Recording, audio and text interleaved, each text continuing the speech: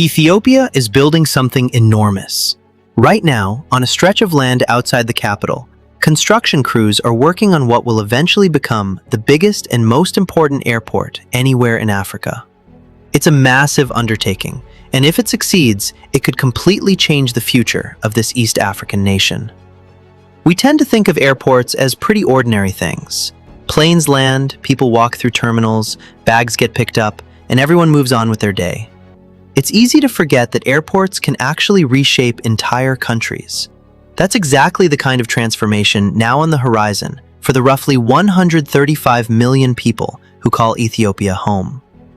Construction officially began on January 10, 2026, on a $12.5 billion project that will turn a region called Oromia into the site of Africa's largest airport by the year 2030. Once finished, it will be able to handle more than 4 times the number of passengers that Ethiopia's current largest airport can manage. If everything goes as planned, this project could turn Ethiopia, a country sitting right in the geographic center of Africa, into one of the most important travel hubs on the entire planet. To understand why this matters so much, it helps to go back to the beginning. Ethiopian Airlines was founded in the mid-1940s. From the very start, the people running it saw the airline as more than just a business. They saw it as a tool to modernize the country and connect it together, especially since Ethiopia's roads and mountainous terrain made travel by land incredibly difficult. It was an ambitious idea for its time, and it paid off. By teaming up with an American airline that was one of the biggest in the world back then, Ethiopian Airlines managed to grow into the leading long-haul airline on the entire African continent, and it still holds that position today. In its most recent financial year, the airline brought in $7.6 billion in revenue, up 8% from the year before. It carried 19 million passengers, an 11% increase, flying to 155 destinations for passengers and 68 for cargo, spread across Africa, Europe, Asia, the Americas, and the Middle East. With a fleet of around 160 aircraft, it is by far the largest airline on the continent. But here's the problem. Almost all of those 19 million passengers pass through just one airport, Bole International, located in the capital city, Addis Ababa. Bole has served as Ethiopia's main hub since 1962, and even though it's gone through several rounds of renovations over the decades, it's now running into serious physical limitations. Back in 1962, Addis Ababa was a modest city of just over 500,000 people. Today, it's a sprawling capital of nearly 6 million. Bole Airport sits just a few kilometers from the crowded center of that growing city, and it only has one runway, with very little room to add new terminals, taxiways, or cargo space. Ethiopian Airlines and the government have tried to squeeze as much capacity out of the airport as they can through upgrades and clever scheduling, but there's only so much you can do. By the mid-2020s, Bole had essentially hit its ceiling. Ethiopian Airlines had grown into a truly global airline, but its home base was stuck, dealing with worsening congestion and delays that no amount of reorganizing could fix. There simply wasn't enough physical space left. So, no matter how expensive or difficult it might be, there was really only one real solution: build a brand new airport from scratch. That's where Bishoftu comes in. It's a lakeside town located about 40 kilometers southeast of Addis Ababa, in the Oromia region. The location itself is a key part of the plan. Bishoftu sits at an elevation of about 1,920 meters, which actually makes it lower than Addis Ababa, one of the highest capital cities in the world, at roughly 2,450 meters. That gives Bishoftu a mild, subtropical highland climate year-round, ideal conditions for aircraft to operate in. It's also fairly flat and much less built up than the capital, meaning there's plenty of room to grow, even though it's still close enough to serve the city. Ethiopian Airlines Group, the state-owned company leading this project, is taking full advantage of that space. Instead of one runway like Bole, Bishoftu will eventually have 4 parallel runways, a massive cargo terminal, and the capacity to handle 110 million passengers a year, more than 5 times what Bole can manage now, along with nearly 4 million tons of cargo annually. The price tag for all of this is $12.5 billion, an amount so large it equals roughly 10% of Ethiopia's entire national economy. Ethiopian Airlines itself is covering somewhere between 20 and 30% of that cost. The rest, somewhere between 60 and 70%, is coming from the African Development Bank and international lenders based in the Middle East, Europe, and China. The United States has also promised some form of support, though exactly what that support will look like hasn't been made clear yet. As massive as this all sounds, it's not the first time Ethiopia has taken on a project of this scale. Between 2011 and 2023, the country built the Grand Ethiopian Renaissance Dam, the largest hydropower facility anywhere in Africa, at a cost of about $5 billion. But that project was different in one important way. Over 90% of its funding came directly from Ethiopia's own state budget, with ordinary citizens and Ethiopians living abroad buying bonds and making voluntary donations to help pay for it. It became a genuine source of national pride, something people felt they had built together. Bishoftu is a different kind of project. It costs nearly twice as much, and most of the money is coming from outside the country. It's not Ethiopia's first mega-project, but it is its first project built with a truly global purpose in mind, aimed not just at meeting the country's needs today, but at positioning Ethiopia as a major player on the world stage for decades to come.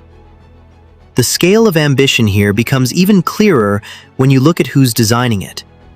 The renowned architecture firm founded by the late Zaha Hadid, the same group behind Beijing's massive Daxing International Airport and Western Sydney's new international airport, is leading the design. According to current plans, the first phase of Bishoftu Airport will include a terminal spanning 660,000 square meters and 2 runways capable of handling up to 60 million passengers a year. Later phases will expand that to the full 4 runways and 110 million passengers, with parking space for 270 aircraft. The materials used in construction, concrete and steel, will be made locally, and the new airport will be connected to both Addis Ababa and the old Bole Airport by high-speed rail. The design itself is inspired by Ethiopia's rich ethnic diversity and by the Great Rift Valley, the geological formation that runs through the country and is often called the birthplace of humanity. To reflect that, the terminal will be built around a large central spine, with different sections branching off in their own distinct colors and themes representing that diversity. A huge part of the design is focused on making travel as smooth as possible. Since Ethiopian Airlines already handles an unusually high number of passengers simply transferring between flights, and that number is expected to keep growing, the goal is for 80% of connecting passengers to be able to make their next flight without ever needing to leave the airport. That's not necessarily groundbreaking on a global scale, but it does put Bishoftu in the same category as some of the world's top hub airports, places like Dubai, Doha, Istanbul, and Singapore. The airport will also include restaurants, outdoor spaces, and even a hotel located right within the airside area.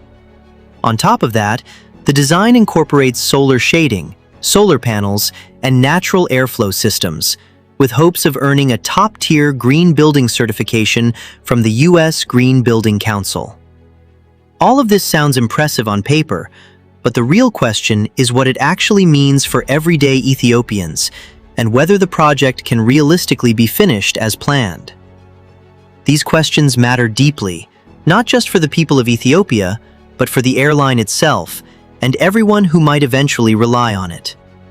According to the International Monetary Fund, Ethiopia is currently considered to be in a state of debt distress, largely due to missed international bond payments dating back to late 2023.